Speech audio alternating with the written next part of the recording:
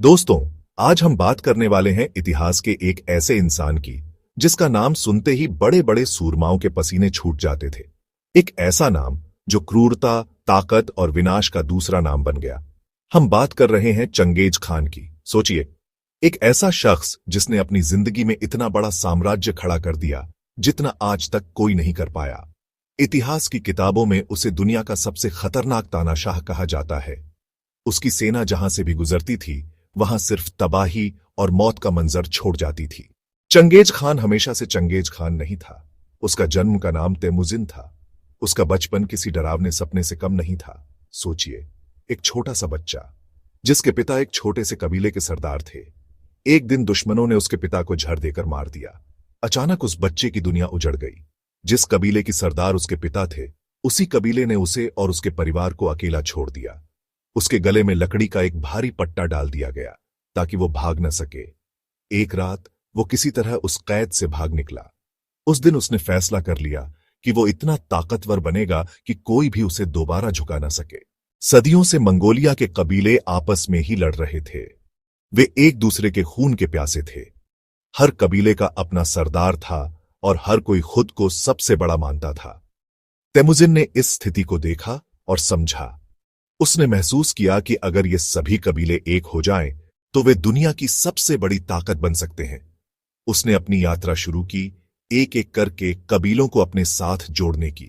ओनो नदी के किनारे एक बहुत बड़ी सभा बुलाई गई जिसे कुरुलताई कहा जाता है।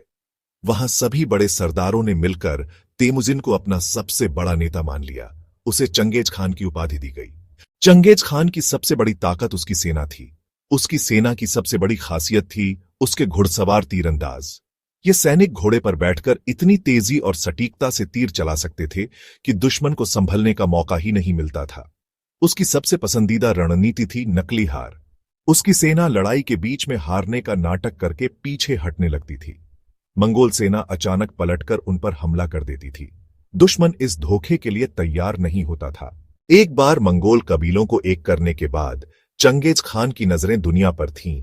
उसकी विस्तार यात्रा चीन से शुरू हुई। उन्होंने चीनी इंजीनियरों से किले तोड़ने की तकनीक सीखी और आखिरकार बीजिंग जैसे बड़े शहर पर भी कब्जा कर लिया। ख्वारजमियन शाह ने अहंकार में आकर उन दूतों की हत्या कर दी। यह चंगेज खान का सबसे बड़ा अपमान था। उसने अपनी पूरी ताकत के साथ ख्वारजमियन साम्राज्य पर हमला कर दिया। यह इतिहास के सबसे विनाशकारी हमलों में से एक था। मंगोलों की एक सीधी सी नीति थी, या तो आत्मसमर्पण कर दो या फिर पूरी तरह से मिट जाने के लिए तैयार हो जाओ। जिन शहरों ने लड़ने की हिम्मत की, उनका हश्र बहुत बुरा होता था। बगदाद शहर पर जब मंगोलों ने हमला किया तो उन्होंने वहां के हाउस ऑफ विजडम को जला दिया। कहते हैं कि जब किताबों को दजला नदी में फेंका गया तो नदी का पानी कई दिनों तक स्याही के रंग से काला रहा। उसने आदेश दिया कि टाटार कबीले के हर उस मर्द को मार दिया जाए जिसकी ऊंचाई गाड़ी के पहिए की धुरी से ज्यादा हो। यह सिर्फ एक लड़ाई नहीं थी, यह एक पूरे कबीले का नस्लीय संहार था। उसकी क्रूरता का एक और पहलू था मानव ढाल का इस्तेमाल। वे आसपास के गांवों से पकड़े गए आम नागरिकों को सेना के आगे खड़ा कर देते थे। यह एक बेहद अमानवीय और क्रूर रणनीति थी जिसमें बेगुनाह लोगों की जान की कोई कीमत नहीं समझी जाती थी। यह सच है कि चंगेज खान एक क्रूर विजेता था, लेकिन वह एक बहुत ही काबिल शासक भी था। उसकी सबसे बड़ी उपलब्धियों में से एक थी यसा नाम की कानून संहिता। उसके राज में कोई भी व्यापारी या यात्री बिना किसी डर के हजारों किलोमीटर का सफर तय कर सकता था। उसके साम्राज्य में किसी भी धर्म के साथ भेदभाव नहीं किया जाता था। उसकी यह धार्मिक सहिष्णुता की नीति उस समय के लिए एक बहुत बड़ी और प्रगतिशील बात थी। उसने प्रसिद्ध सिल्क रोड को फिर से खोला।